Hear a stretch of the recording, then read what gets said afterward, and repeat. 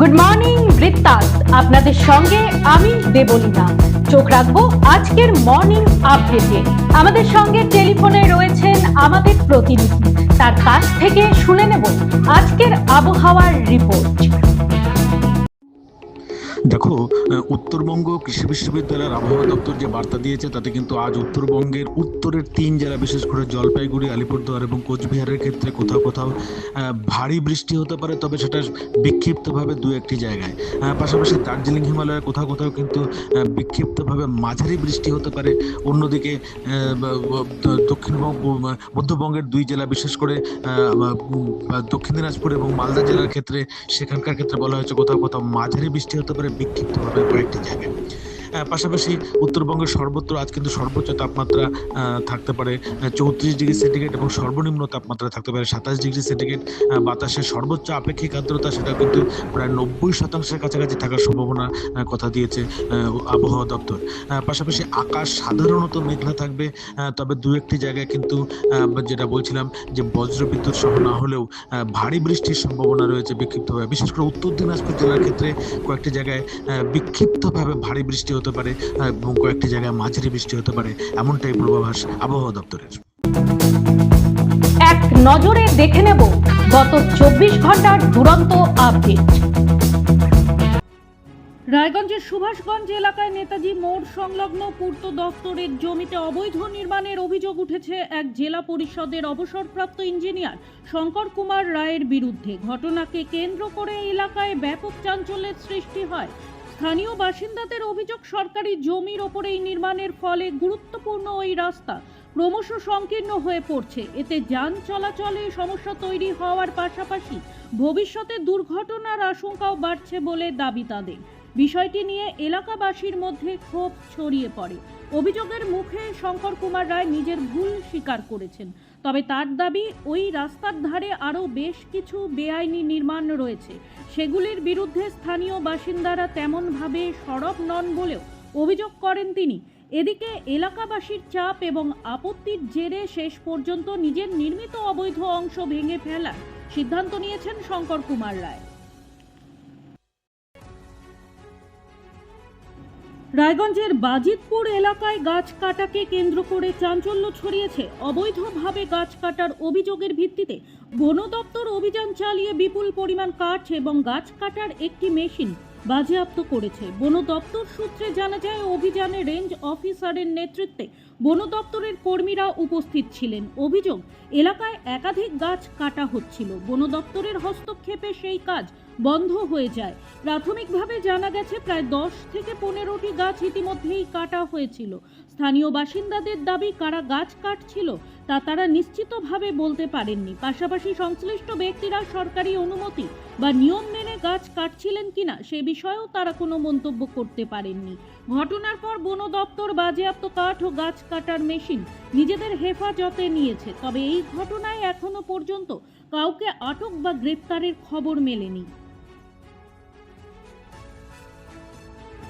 দীর্ঘদিন ধরে বেহাল অবস্থায় পড়ে থাকা রাস্তা সংস্কারের দাবিতে অভিনব প্রতিবাদে সামিল হলেন উত্তর দিনাজপুর জেলার 8 নম্বর ব্রাহ্মণ গ্রাম পঞ্চায়েতের ভুলকাই গ্রামের বাসিন্দারা। দীর্ঘদিন ধরে রাস্তা সংস্কার না হওয়ায় ক্ষুব্ধ গ্রামবাসীরা এদিন রাস্তার উপর ধান রোপণ করে বিক্ষোভ দেখান। তাদের দাবি, বহুবার প্রশাসন ও জনপ্রতিনিধিদের জানিয়েও সমস্যার কোনো স্থায়ী সমাধান হয়নি। গ্রামবাসীদের অভিযোগ, ভুলকাই থেকে বিষ্ণুপুর পর্যন্ত গুরুত্বপূর্ণ এই রাস্তা দীর্ঘদিন ধরে খানাখন্দে ভরা। বর্ষার সময় পরিস্থিতি আরও ভয়াবহ হয়ে ওঠে, ফলে প্রতিদিন স্কুল কলেজে যাতায়াত করতে গিয়ে সমস্যায় পড়ছে পড়ুয়ারা। অসুস্থ রোগীদের দ্রুত স্বাস্থ্যকেন্দ্রে নিয়ে যাওয়াও কঠিন হয়ে পড়ছে।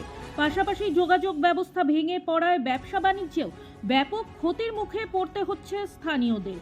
প্রতিবাদে অংশ নেওয়া বাসিন্দারা জানান, বহুবার সংশ্লিষ্ট পঞ্চায়েত সদস্য থেকে শুরু করে প্রশাসনের বিভিন্ন স্তরে বিষয়টি জানানো হলেও কার্যকর কোনো পদক্ষেপ নেওয়া হয়নি।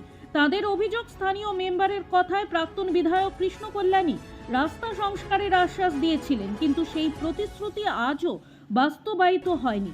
বিক্ষোভকারীদের হুঁশিয়ারি, দ্রুত রাস্তা সংস্কারের কাজ শুরু না হলে আগামী দিনে আরও বৃহত্তর আন্দোলনের পথে হাঁটবেন তারা। হেমতাবাদ বাজারে আচমকাই পরিদর্শন করলেন হেমতাবাদের বিডিও বিশ্বজিৎ দত্ত, হেমতাবাদ থানার আইসি সমর রায় সহ বিভিন্ন দপ্তরের আধিকারিক ও স্থানীয় জনপ্রতিনিধিরা। রবিবার সকালে হেমতাবাদ ডেইলি বাজারের সবজি, ডিম, মাছ, মাংসের দাম নিয়ন্ত্রণে আছে কিনা তা খতিয়ে দেখেন তারা। পাশাপাশি অসাধু ব্যবসায়ীদের বিরুদ্ধে ব্যবস্থা নেওয়ার হুঁশিয়ারি দেওয়া হয়। প্রতিদিনের প্রতি মুহূর্তের খবরের আপডেট পেতে চোখ রাখুন নিউজ বৃত্তান্তের ফেসবুক পেজে। সাবস্ক্রাইব করুন নিউজ বৃত্তান্ত ইউটিউব চ্যানেলকে।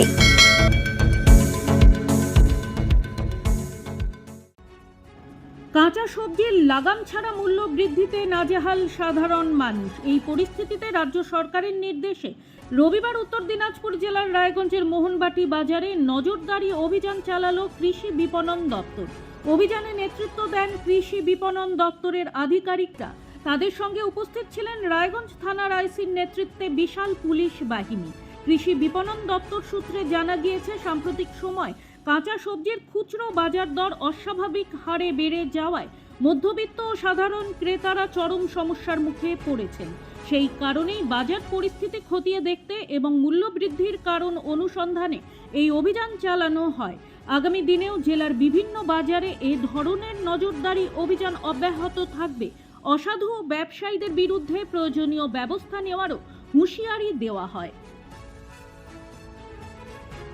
রবিবার 2 আগস্ট দিনহাটায় ভারতের যুব ও ক্রীড়া মন্ত্রকের সহযোগিতায় নেশামুক্তি বিষয়ক সচেতনতা র্যালি ও আলোচনা সভা অনুষ্ঠিত হয়।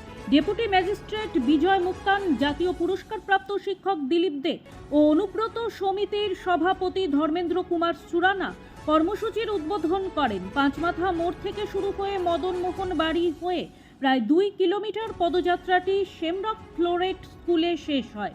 র্যালিতে প্রায় 150 জন অংশ নেন। পরে স্কুলের অডিটোরিয়ামে সভায় বিজয় মুক্তান নেশা মুক্ত সমাজ গড়ার গুরুত্ব তুলে ধরেন। অনুব্রত সমিতির উষা সুরানা ও রাজকুমার পুগালিয়া মহাপ্রাণ ধ্বনি ও মেডিটেশন করান। ব্যবসায়ী রানা গোস্বামী নেশার কুফল নিয়ে বক্তব্য রাখেন। অনুষ্ঠান সঞ্চালনা করেন অধ্যক্ষা পারমিতা সরকার। শেষে ধর্মেন্দ্র কুমার সুরানা সবাইকে ধন্যবাদ জানিয়ে কর্মসূচির সমাপ্তি ঘোষণা করেন। উত্তরবঙ্গ সফরে এসে শিলিগুড়ি পুর নিগমে জনসংযোগ কর্মসূচিতে অংশ নিলেন রাজ্যের নগর উন্নয়ন ও পৌর বিষয়ক মন্ত্রী অগ্নিমিত্রা পাল। রবিবার কলকাতা থেকে বিমানে বাগডোগরা বিমানবন্দরে পৌঁছে তিনি সড়ক পথে শিলিগুড়ি পুর নিগমে যান। সেখানে তাকে স্বাগত জানান পুর নিগমের কমিশনার বীর বিক্রম রায় এবং প্রশাসক মণ্ডলীর সদস্য আর বিমলা। পুর নিগমে আয়োজিত জনসংযোগ কর্মসূচিতে ফোনের মাধ্যমে নাগরিকদের কাছ থেকে পৌর পরিষেবা সংক্রান্ত বিভিন্ন সমস্যা, অভিযোগ ও পরামর্শ শোনেন মন্ত্রী। তিনি সংশ্লিষ্ট আধিকারিকদের দ্রুত সমস্যার সমাধানের নির্দেশ দেন এবং নাগরিকদের উন্নত পরিষেবা দেওয়ার ওপর জোর দেন। এরপর উত্তরবঙ্গের বিভিন্ন পুরসভার আধিকারিকদের নিয়ে একটি পর্যালোচনা বৈঠক করেন। প্রথম পর্যায়ের জনসংযোগ কর্মসূচি শেষ হওয়ার পর একটি আভ্যন্তরীণ বৈঠক করেন মন্ত্রী। পরে সাংবাদিক বৈঠকে উত্তরবঙ্গের উন্নয়ন নিয়ে এক গুচ্ছ গুরুত্বপূর্ণ ঘোষণা করেন। মন্ত্রী বলেন, নাগরিক পরিষেবা, আধুনিকীকরণ, পরিচ্ছন্ন শহর, উন্নত অবকাঠামো, পরিবেশ বান্ধব উদ্যোগ এবং প্রযুক্তি নির্ভর পরিষেবার মাধ্যমে উত্তরবঙ্গকে নতুন উচ্চতায় পৌঁছে দেওয়াই রাজ্য সরকারের লক্ষ্য। গুড মর্নিং বৃত্তান্ত আজ এই পর্যন্তই। ঘরে বাইরে সকলের খবরে থাকুন, চোখ রাখুন নিউজ বৃত্তান্তে। নিউজ বৃত্তান্ত, হলুদ নয়, স্বচ্ছ।